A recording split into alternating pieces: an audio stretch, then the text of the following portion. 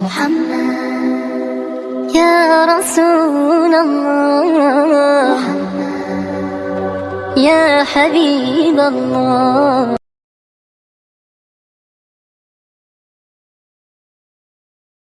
Ba ziyarar kabarin annabin za a yi kai sai ba. Mutum ba zai shirya kayansa daga nan gida Najeriya, a nan Tafa, a jihar Kaduna ya ce kadai abin da zai kai shi zai je ga kabarin manzon Allah sallallahu alaihi wasallam. Ina fata an fahimta. Zai ce da zai kai ziyara masallacin annabi, tare da haka idan ya je masallacin annabi sai ya jefi tsuntsaye biyu da dutse ɗaya. Bayan ya ziyarci masallacin ya yi abin da aka shar'anta na ibada a cikin masallacin, to shi kenan sai ya ziyarci kabarin, kaga ya ci riba biyu kenan. Amma zai baka mamaki a Najeriyance, ina fata an fahimta, har yanzu masu hakki na su dakatar da waɗansu ɓarna a ban kasa a matsayinsu na musulmai, a matsayinsu na jagorori a cikin addini, ba su dakatar da ziyaran kabarin Shehu Usman ɗan Fodiyo ba, Allah ji kansa rahama. Har yanzu Sokoto ana kai ziyara, wasu kawai sun zauna ba su da aiki, dama nan ne cinsu nan ne shansu, a wannan makabarta ɗin da aka binne mujaddadi tare da waɗanda suka biyo bayansa, waɗanda suke da alfarma a lokacinsa da bayansa, Allah ji kansu da rahama. Su kawai abin da suka zauna shine idan ka zo kawai sai ka mika musu na sadaka sai ka kai ziyara, kuma da za ka je ka ga ababe da ake yin a wurin ya saba wa addinin musulunci. Mutum zai je, akwai wanda ya bamu labari daga Cameroon ake tasowa a zo a ɗibi kasan kabarin Shehu Usman ɗan Fodiyo a koma da ita Cameroon a je a yi abin da za a yi daga Cameroon, kuma a Cameroon in aka bamu labari. Ina fata an fahimta. Mutum zai sayar da dabbobi nasa, musamman ƴan uwa Fulani, daga can zai yiwo guzuri ba inda zai sai in shigo Najeriya, ya samu damar shiga kasar Najeriya ba inda zai sai shi fito, ba abin da zai kai shi sai Hubbare. Zai je Hubbare Shehu nan ya je yayi abin da zai yi na surkulle da bid'o'i, sannan ya ɗibi kasa hasali ya koma da shi. Sannan masu hakkin kula da wurin ba za su hana ba, saboda su abin da suke bukata na miyansu, a mika musu abin da za su je su ci su sha da iyalinsu. Allah ya sare mana imanin mu. To gafiyayyen halitta aka ce ba a kai ziyara kabarinsa kai sai kawai a ce an tafi domin ziyarar kabarin annabi sallallahu alaihi wasallam. Yanzu ka karanta hadisi, malam yace walaysa nahyu an shiddir rahila ila qabrihi sharif istighfafan bi haqqihi. Ba wai ana nufin cewa hanin da aka yi akan mutum ya daura kayansa ya shirye yayi guzuri yayi tafiya zuwa kabarin annabi, kabari kuma wanda yake mai daraja, istighfafan bi haqqihi sallallahu alaihi wasallam, domin koyi haƙƙin manzon Allah sallallahu alaihi wasallam ko toyewa masa haƙƙi ba. A'a, ba wai ana nufin an raina annabi bane ba. Shi yake da dama ya ce, kuma yayi daman, kuma ya ce din, kuma mun karanta ya ce ga yadda za a yi. Yace ba a kimsa kaya a kai ziyara sai ga masallatai nan guda uku. Kaga da a lokacin sai ya ce kila a bayan na bar duniya, tunda wahayi ne yake tabbatar da abin da ya faɗa. Maganansa ba maganansa bane kai sai, la yantiqu anil hawa huwa illa wahyuha. Annabi baya faɗin abin da yake son na san ra'ayinsa, na son zuciyarsa, ya ga dama ya shar'anta muku waɗansu ababe. In huwa illa wahyuha, sai dai abin da Allah ya ce masa faɗa ta hanyar mala'ika sai ya faɗa. Kenan Qur'ani wahayi na farko, wahayi na biyu shine sunnan Annabi sallallahu alaihi wa sallam. Fa inna mahabbatahu, domin soyayyar annabi, ina fata an fahimta, karka ce ba a san annabi. Mu mun dauka duk musulmi yana san annabi sallallahu alaihi wasallam, domin fa inna mahabbatahu, lallai soyayyar annabi mukaddamatun ala mahabbati kulli shay'in ba'da Allah. Kaje abin da malai ce, ita ake fara gabatarwa, soyayyar manzon Allah ita ake fara gabatarwa akan soyayyar kulla shay'in, dukkan wani abu da ka sani. Shay'in din ya zo da nikara. Malamin balaga suka ce an-naqratu li siyaqil jumla tufidul umum. Idan nikira ta zo a cikin zance haka, a cikin jumla, kome da kowa ya ga mai kome, dukkan halittu, ko da suna da rai ko ba su da rai, sawa'un cikin mutane, sawa'un cikin aljanu, sawa'un cikin mala'iku misali. Soyayyar annabi ita ake fara gabatarwa akan soyayyar.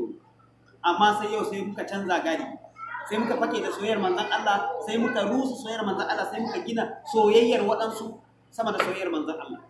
Mai ishiriniya fa cewa yayi la maqalata ko ba wanda la tunamun mana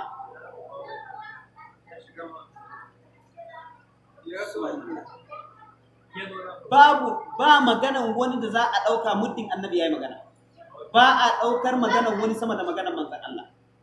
Annabi ake ɗaukar maganansa. Da'u kulla kaulin, jazakumullahu khairan, da'u kulla kaulin inda kauli Muhammadin, kyale maganan kowa ko ka'inan mankana, kowa ne shi a doron kasa. Matukar annabi ya ce to an yi sadakan lafiya. Ba ruwanka da malaminka ya ce idan maganar malamin muddin ta ci karo da maganar manzon Allah. Ba ruwanka idan maganar kungiyarka ta ci karo da maganar manzon Allah. Babu ruwanka idan maganar ɗarikarka ta ci karo da maganar manzon Allah. Kyale maganar ɗarikarka, kyale maganar kungiyarka, kyale maganar malaminka, shugabanka, ka ɗauki ta annabi. Shine mai shirin ya faɗa da kulla kaulin, kyale kowace irin magana inda kauli Muhammadin. La maqala li ahadin idza qala rasulullahi sallallahu alaihi wasallam. Ba wanda ya ce cas muddin annabi ya faɗa. In dai har da gaske muna kaunar annabi, in har da gaske annabi yana zuciyarmu.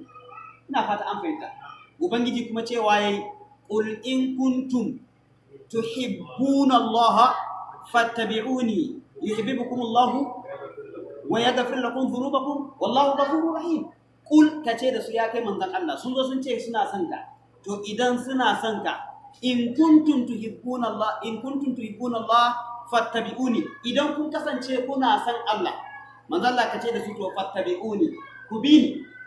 Bin manzon Allah wajen ibadar ka ta dace da irin ta annabi, mu'amalar ka ta dace da irin ta annabi, tsakaninka da matanka ka kwaikwayi yaya manzon Allah ya rayu da su Aisha da su Habiba da su Sauda, ya manzon Allah ya rayu da ƴaƴan shi, yaya rayuwar manzon Allah tsakaninsa da sahabbansa, bi ma'ana makwabtansa, yayin shugabancinsa a matsayinsa na kwamandan yaki, yayin shugabancinsa a matsayinsa na limamin kansu salawat, yayin shugabancinsa a matsayin limamin juma'a, yayin shugabancinsa a matsayin limamin idi, yayin mu'amalanci mutane a matsayin ci wanda ya haifa ya aurar wa waɗansu daga cikin sahabbai ƴaƴansa, yayin mu'amalance su a matsayin sarkuntakai, a matsayinsu wanda suka aure masu da ƴaƴansu, ya suka zauna. Haka za mu bibiye rayuwar manzon Allah.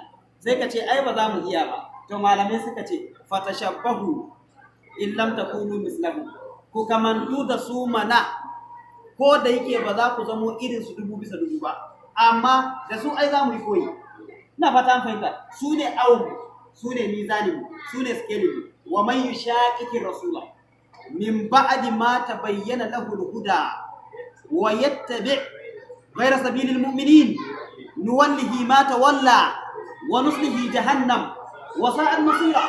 Wa man yushaqiqir rasula, duk wanda ya saba wa manzon Allah ta fiskar ibada, sallah, azumi, zakka, aikin haji, na fata an fahimta, aure, ta fuskar mu'amala, ta fuskar kasuwanci, ta fuskar kaza da kaza, min ba'di ma tabayyana lahu al-huda, bayan shari'a ta bayyana a gare shi, Qur'ani da sunnar Annabi sun bayyana a gare shi, wa yattabi yabibi gaira sabilil mu'minin, tafarkin da ba tafarkin mu'minai ba. Mu'minai a wancan aya ana nufin sahabbai, domin su ne farkon mu'minai. Ayan ta sauka akan su ne. Duk wanda ba su ba ire-iren mu mun shigo cikin fa'in ma'anin ayan. Ina fata an gane.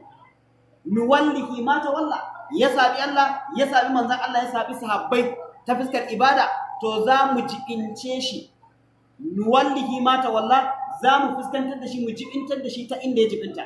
Karshensa wa nuslihi jahannam, sai mu shigar da shi wutan jahannama. Allah ka sare mu. Wa sa'at masira, tare da wutan jahannama in ta dawo, tare da makoma idan ta dawo wutan jahannama ce. Shine in kuntum tuhibbuna Allah, idan kuna san Allah, fattabi'uni, ku bibiye ni, yaghfir lakum dhunubakum. Sharadin Allah ya gafarta mana zunubanmu sai in mun bi Allah, mun bi manzon Allah. Sharadin kenan. Kaga kul in kuntum tuhibbuna Allah, fi'lu shartin ne. Menene jawabin shartin? In kuntum tuhibbuna Allah fattabi'uni, kaga fi'lu shartin. me jawabin sharadin yaghfir lakum dhunubakum wallahu ghafurur rahim ya ayyuhalladhina amanu ittaqullaha wa qulu qawlan sadida. Kaga nan ku masu imani ku faɗi magana da zace kaga fi'ili shar'in to fi'ilin me jawabin fi'ilin shine yuslih lakum a'malakum wa yaghfir lakum dhunubakum wa man yuti illaha wa rasulahu faqad faza fawzan azima. Kaga sharadin Allah ya gafarta mana sai mun kasance masu gaskiya, sai mun kasance muna bin Allah, muna bin manzon Allah sau da kafa. Allah ya ba mu ikon fahimta. Ina fata an fahimta. Karkashin wannan mabayani a karshen Ihya'us Sunna wa Ihmadul Bid'a na Sheikh Usman Dan Fodiyo, Allah ya karshe da rahma. A karshen tambihat da ya rubuto su ya kawo wani magana a wurin, ya kawo dan su zantuttukansa da suka dace da abin da muke faɗa a yanzu.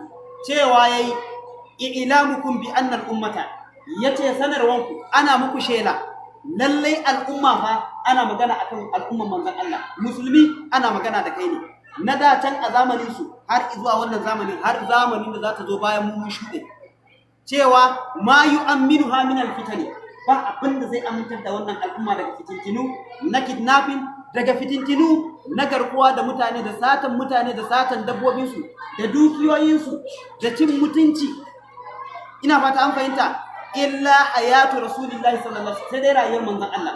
Wannan magana ana magana ne kenan a lokacin da manzon Allah yake raye. Ina fata an fahimta.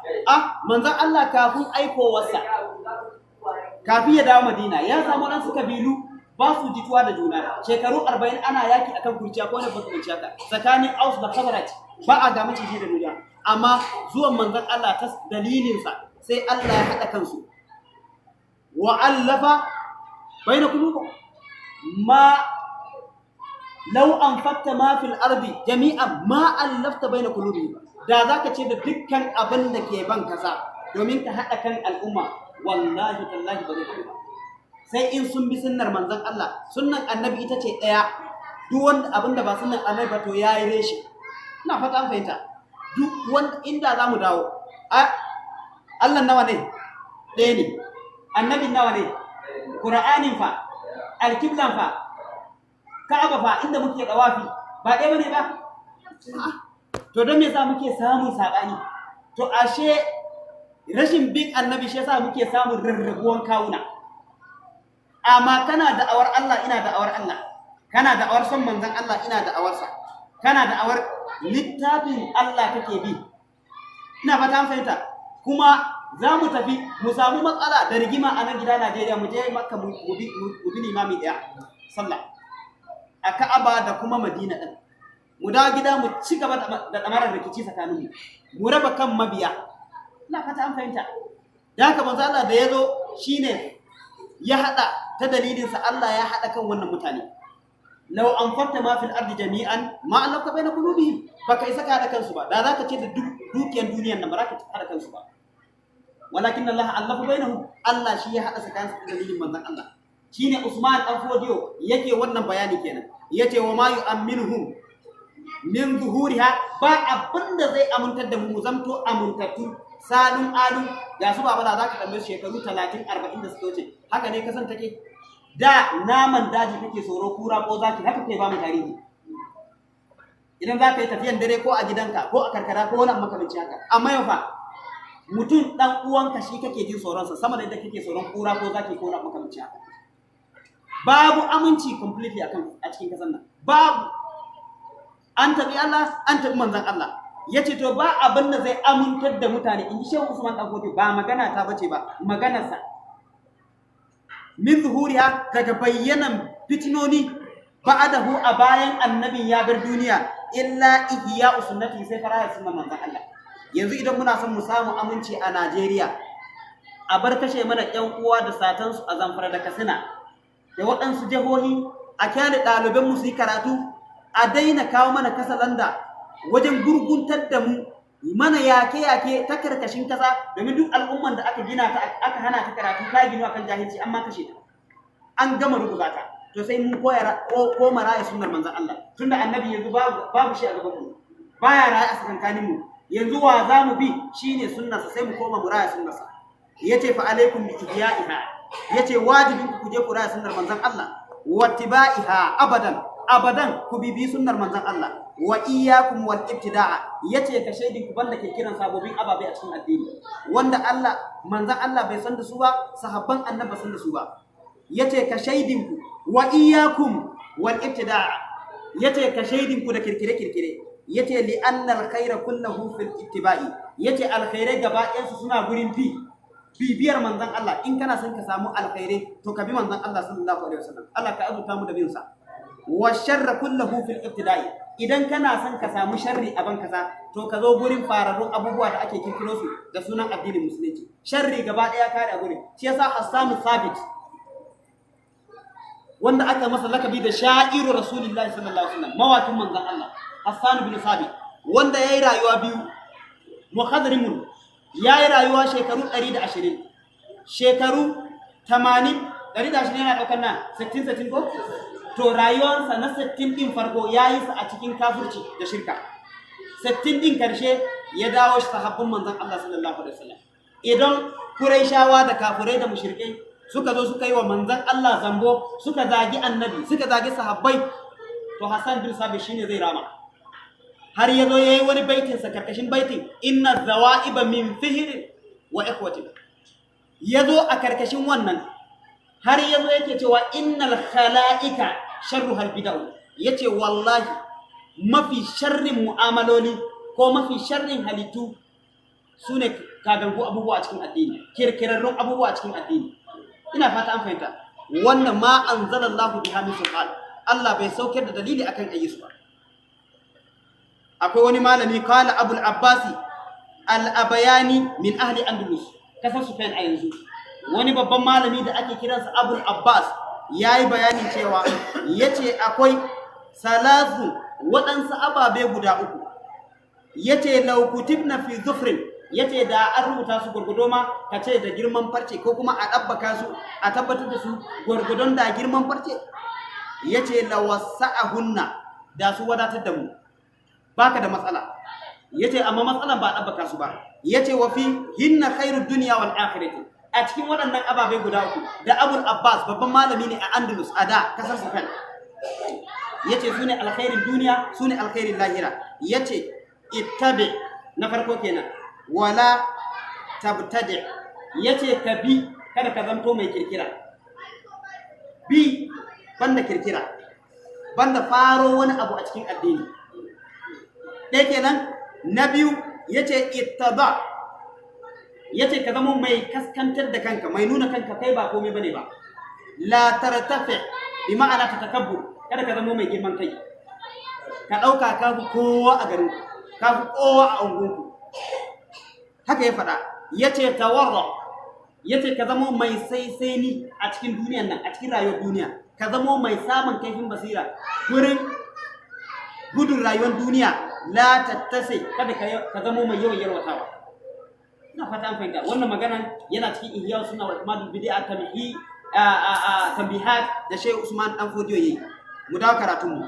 Mala yace fa inna mahabbatahu muqaddamatun, lalle soyayyar manzon Allah ita ce ake fara gabatarwa ala mahabbati kulli shay'in, akan kulli shay'in, akan soyayyar kowane abu ba'da Allah, a bayan soyayyar Allah. Walakinahu, sai dai yadda lamari yake imtisalu li amrihi, bin umurnin manzon Allah. To tunda yace ga yadda za a yi ziyara zuwa masallaci, to shikenan sai ya zama ga yadda za a yi ziyara a zuwa masallaci. Yace wa kadi qala Allah ta'ala, ubangiji yace fi haqqihi, a gurin haƙƙin manzon Allah, wa ma atakumur rasulu, duk abinda manzon Allah ya zo muku da shi fakhuzuhu, ku rike shi hannu bibbiyu, wa ma nahakum anhu fantahu, abinda annabi ya hana ku to mana ku hannu, sai mu zaman to hannu. Kuya kuri karatun ya fita daga cikin karatun littafi da muke, saboda gabar ta dace. Qul atiullaha wa atiur rasul fa in tawallaw fa inna ma alaykum ma ummila wa alaykum ma ummiltum wa in tuti'uhu tahtadu wa ma ala rasul illa balagul mubin. Ubangiji yace kul kace musu ya kai annabi, atiullaha wa atiur rasul, ka bi Allah, ku bi Allah fa ku bauta masa, wa atiur rasula, ku yi biyayya ga manzon Allah. Fa in tawallaw, asalin kalmar ai fa in tatawallaw, muddin kuka juya manzon Allah baya, kuka ce bai iya ba, to fa inna ma alaihi ma humila, kusan yana da abin da aka ɗora masa na iya isar da sako kuma ya isar da shi, bai rage ba bai kara ba. Wa alaikum ma humiltu, ko kuma abin da aka ɗora muku na biyayya na karɓa na aiki kuma yana kan wuyan.